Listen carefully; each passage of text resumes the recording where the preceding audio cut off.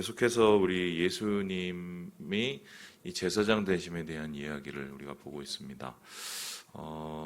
어제도 그렇고 그저께도 그렇고 이 유대 기독교인이 가지고 있은 가장 좀 마음에 불편한 부분을 계속 건들고 있죠. 그것은 무엇입니까? 바로 율법에 대한 부분입니다. 그러니까 율법을 무엇이라고 생각하면 될까요? 그러니까 유대인들에게는 어렸을 때부터 배워왔고 학습해왔고 지켜왔고 또한 그대로 살아왔던 자신의 삶 그 자체가 율법이었는데요. 율법에 따라서 안식일을 지키기도 할 뿐만 아니라 실제적으로 삶에서 먹어야 될 것과 먹지 말아야 될 것까지 규정이 되어 있습니다. 그래서 코셔 음식이라고 해서 아직도 이제 유대인들을 대상으로 하는 율법에 따른 음식 산업이 있을 정도로 유대인에게 율법은 그냥 그 삶 그 자체다 이렇게 볼 수 있어요. 그런데 그 율법에서 가장 중요하게 여기는 것은 다름이 아니라 하나님을 대하는 방식이고 그 하나님을 대하는 방식 중에 가장 중요한 것은 제사를 드리는 방식이죠. 그래서 하나님 사랑은 율법의 가장 최고요.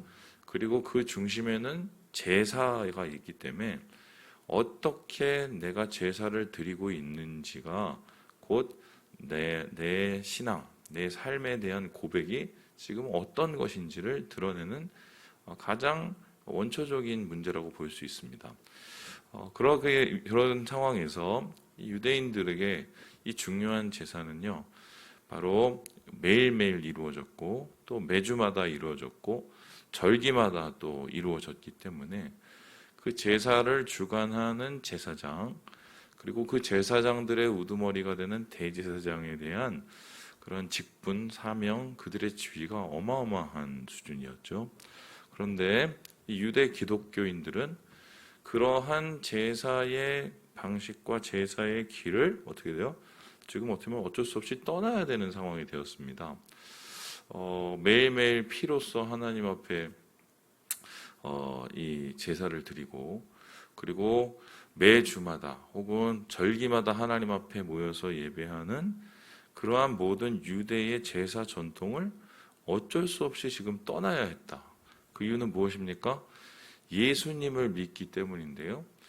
예수님이 우리의 죄를 대신해서 죽으셨기 때문에 더 이상 우리가 양을 바칠 필요도 없고 또 우리 대신 소를 죽일 필요도 없을 뿐만 아니라 더 이상 예루살렘 성전에 가서 예배와 제사를 드려야 될 그 속박으로부터 자유케 되었다는 것을 알기 때문에 그러한 제사의 전통, 율법의 굴레에서 벗어나야 했죠.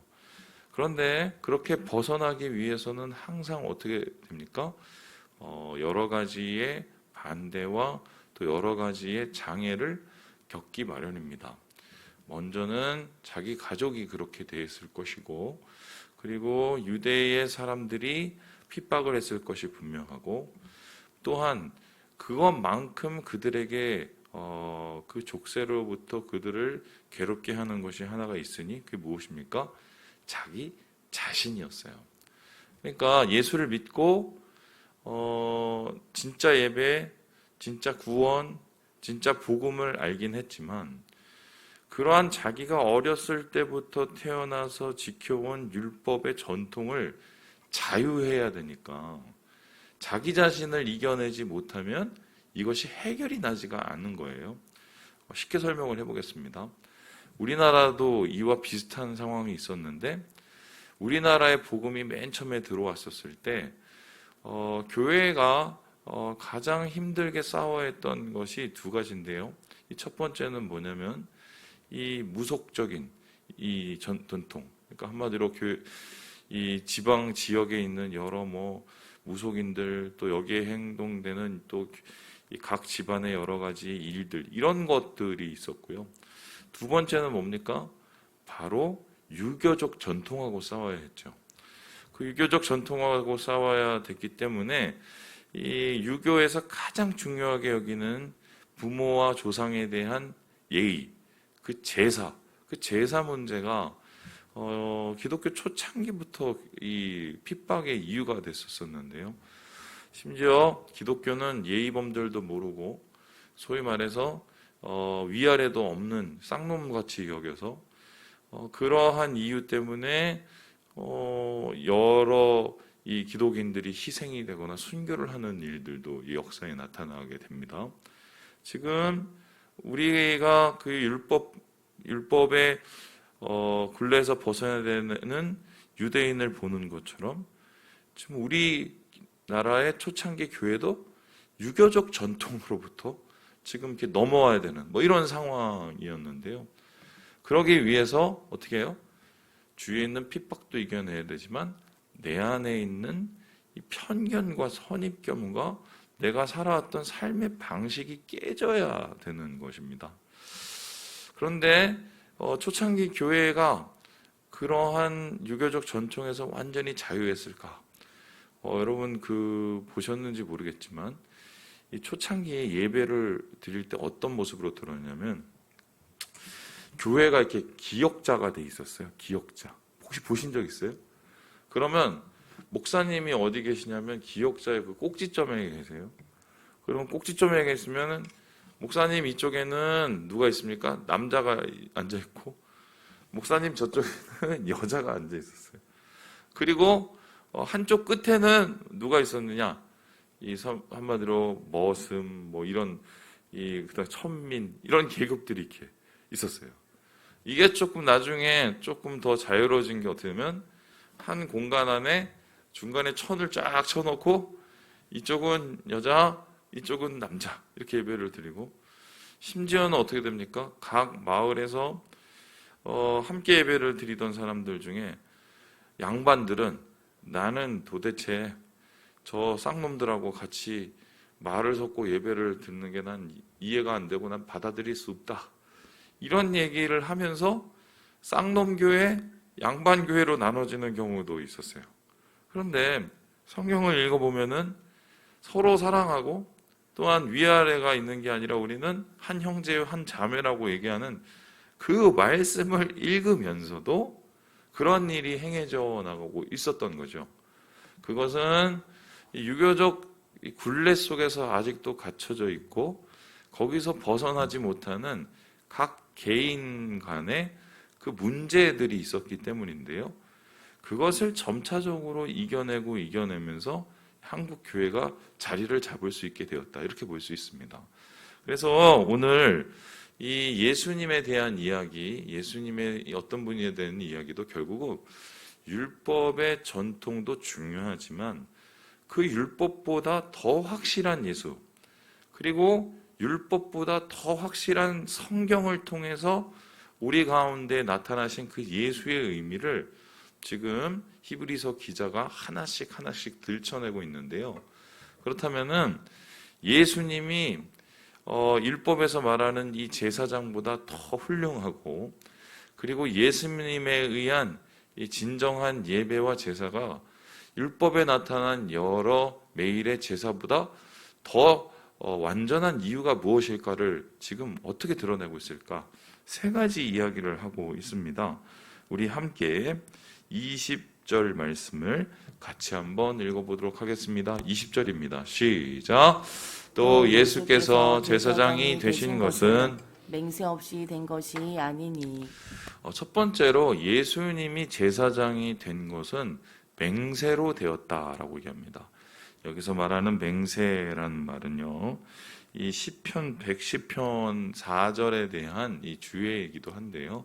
쉽게 설명하면 하나님께서 이미 수많은 사람의 말씀을 통해서 하나님이 스스로 맹세하신 그 약속을 통해서 예수님께서 이 땅에 오셨고 그 약속의 말씀 속에서 예수님께서 이 세상에서 구원을 이루시고 그리고 진정한 제사장이 되셔서 이 세상의 모든 사람이 주님 앞에 나아갈 수 있는 길을 열어주셨다는 것입니다.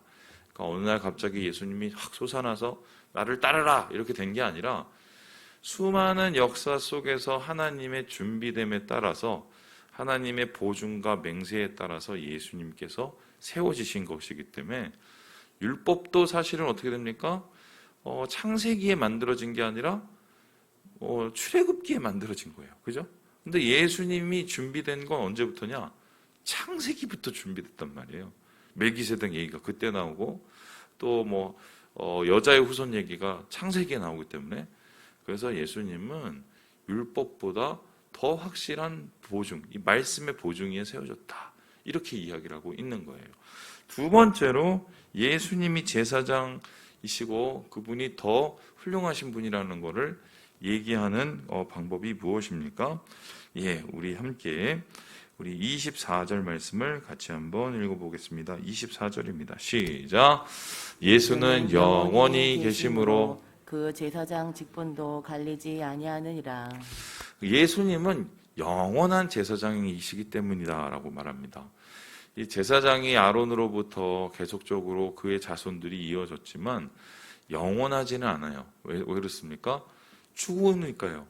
죽으면 그의 아들이 바통을 이어받고 바통을 이어받지만 결국 그러한 인간이 죽음이라는 한계 앞에 있기 때문에 그들의 제사는 항상 제한적이고 한계가 있는 것들이었습니다. 그런데 우리 예수님은 어떻습니까? 영원하신 하나님이에요.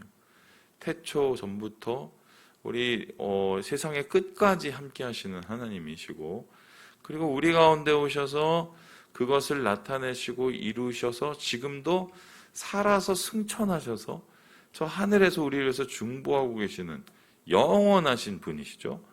그 하나님이 우리의 어떻게 해요?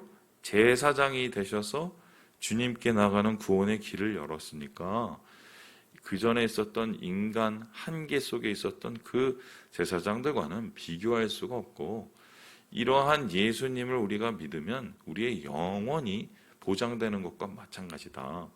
그러니까 율법에 있는 그 제사장과 예수님을 비교하지 말아라. 이렇게 얘기를 하고 있는 것입니다.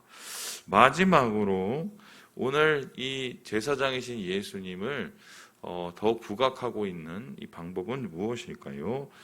우리 함께 26절의 말씀을 같이 한번 읽어보도록 하겠습니다. 26절입니다. 시작.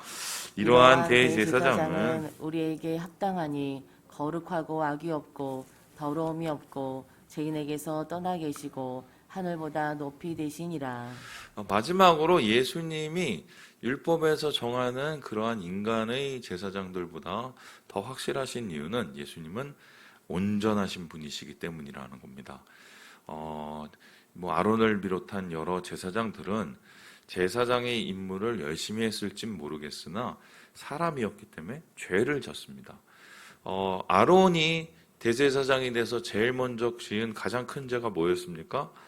이 모세가 40일 주야를 시내산에 올라가고 거기서 하나님의 말씀 10계명을 받을 그때에 아론이 밑에서 뭘 하고 있었습니까? 사람들과 함께 금송아지를 만들고 있었어요. 그리고 직접 자기가 금딱지를 모아서 녹여서 금으로 송아지를 새기고 있었던 사람이었습니다. 그러니까 이 사람도 어쩌면 제사장이지만 타협을 하고 하나님을 노엽게 한 큰 죄를 지었어요. 그 후에 아론의 자손들 역시 이러한 죄에 빠진 제사장들이 많았단 말입니다. 그런데 예수님께서는 어떻게 해요? 죄가 있으신 사람 제사장과는 달리 예수님은 죄의 유혹을 받았을진 모르지만 죄에 빠지지는 않았었다는 거죠. 그러니까 제사장 스스로가 죄인이니 죄를 속하기 위해서 제사를 지내기 위해서는 자기 죄부터 먼저 해결해야 됐거든요. 근데 예수님은 그러실 피고라고 없이 어떡합니까?